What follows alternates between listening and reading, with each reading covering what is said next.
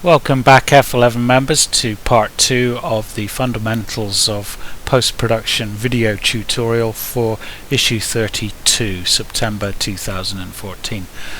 I'd like to move on from part 1 where we took you through the process of printing the settings and actually discuss soft proofing and maybe come to some kind of resolution about what the point of it all is. Now I'm looking at pictures from the Yukon here. I'm going to make some prints, and I will open up this picture here of the Milky Way over Kathleen Lake. Quite a monochromatic image really, all different tones and colours essentially of one hue. And if I come now in the develop module, you'll see down here there's a box, soft proofing. And if I click on that, it essentially is enabling me to look at the image, how it's going to be printed. At the moment there doesn't seem to be any difference. All I see it is around with a white surround. But actually you'll notice up here, top right, the underneath the histogram, some different stuff there. So what are we doing? We're looking at the image through the profile of the selected device and media that we're going to be reproducing this picture on. In this particular case, my printer, and I've selected Photo Paper Pro Platinum as the paper that I'm going to print this image on. And now I look at that image and I think, well, fine, what's the difference? If I click this box here, hide and show destination gamut warning. Well, I've done that and there's no difference. Well, that's good news actually, because it's telling me that all of the colors within this image are within gamut. My printer can reproduce those colors on the paper I've selected. Incidentally, if I click on this, you can see all those blues there in the sky. That's telling me that my monitor is incapable of reproducing the full depth of those colors. Well, that's fair enough, but I'm not particularly concerned about that now. I'm making a print.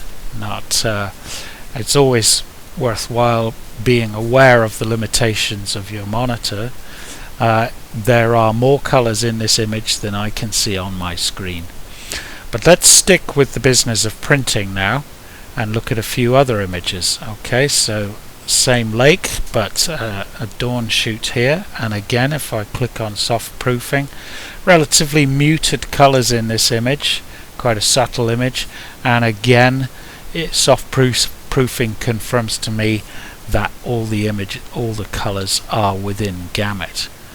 So let's now select an image that's got quite a high color image, and so I'm going to come down here and select this picture, which was shot in bright sunlight, autumnal light, wonderful colors in the Tombstone Pass.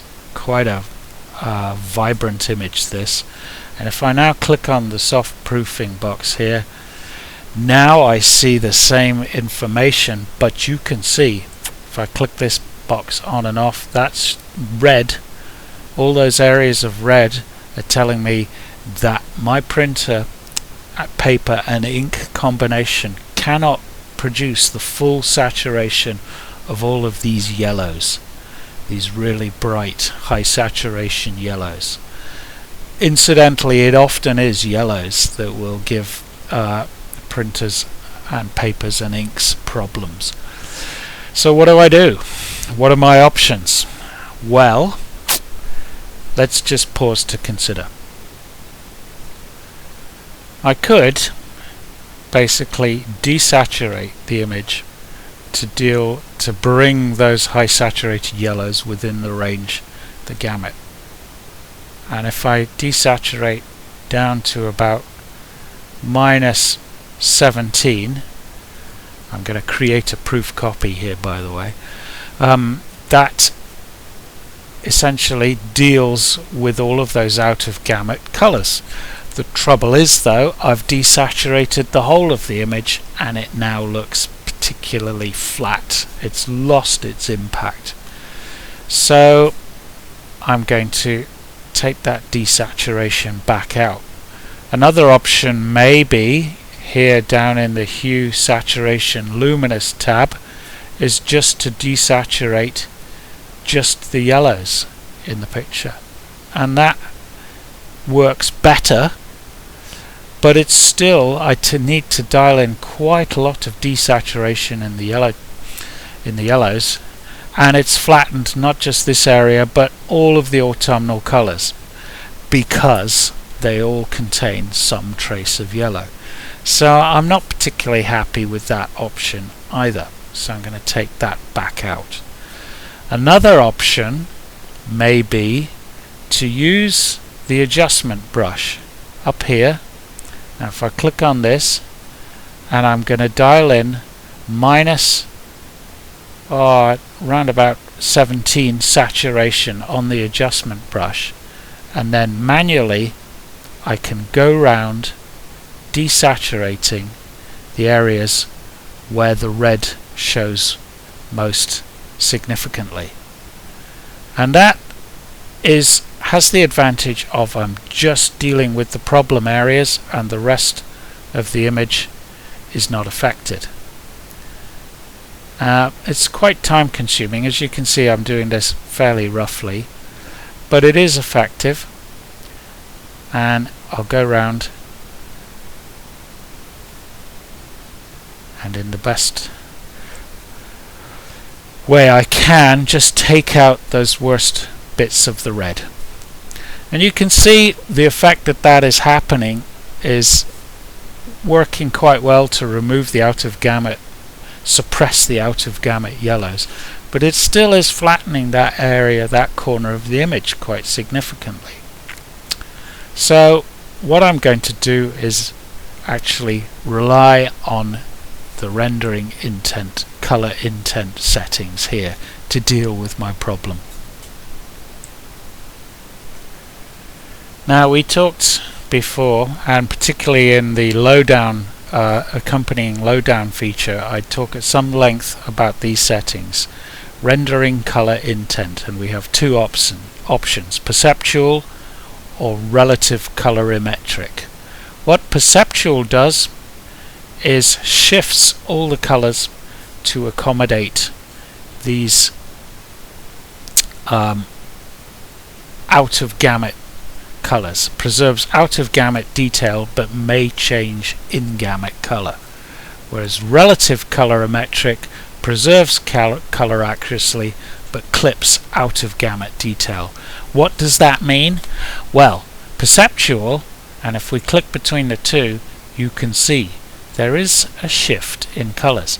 Perceptual is shifting all the colors to accommodate the rebel yellows, whereas relative is taking the rebel yellows and squeezing them in to fit into the gamut without affecting the other colors. Now, which is better? Now there's a lot of debate about this. Personally, I am uncomfortable with shifting all the colors. I prefer to use relative, because that is only going to be affecting these problem areas. Now relative does have the reputation of occasionally causing problems with blue banding, and if I go in on this image when I've got the relative colorimetric set, so if I zoom in on the blue, I can try and ascertain with relative colorimetric set whether I have any problems with blue banding, and I can't see anything there. So I'm going to do a test print and see how it works out. So if I go to the print module, and here I've got the layout as I want it, and come down here to my color intent settings, and there I've got relative set, and I'm going to do a test print now and see how it works. Well, the print has just come out. I cannot show you it here on video, but I can assure you that the quality is superb, and crucially it's preserved all of this rich autumnal colour. And looking at the yellows down here in the bottom of the frame, you really would not know that these areas were out of gamut. The rendering has worked. It has basically shoehorned the few out of gamut yellow tones into the gamut area, and they look wonderfully saturated and natural. And crucially, I have no color banding in the blue sky, which to me confirms yet again that I prefer relative colorimetric color rendering intent. Sorry, a lot of words to get my mouth around. Now, what does all that mean? Time to reconsider, I think, and let's go back into library mode and just decide on what it means to us. Is soft proofing a waste of time? I don't think so. I think it's useful to do now and then, just to be aware of what your printer and monitor and paper and inks are capable of, and to understand what the two color rendering options are doing to your pictures. As always, making tests yourself is the way ahead, and understanding what your devices are doing is key. Hopefully I've helped you do that today. At the end of the day, it's all about getting on and making the prints and enjoying your photography. Good luck with that.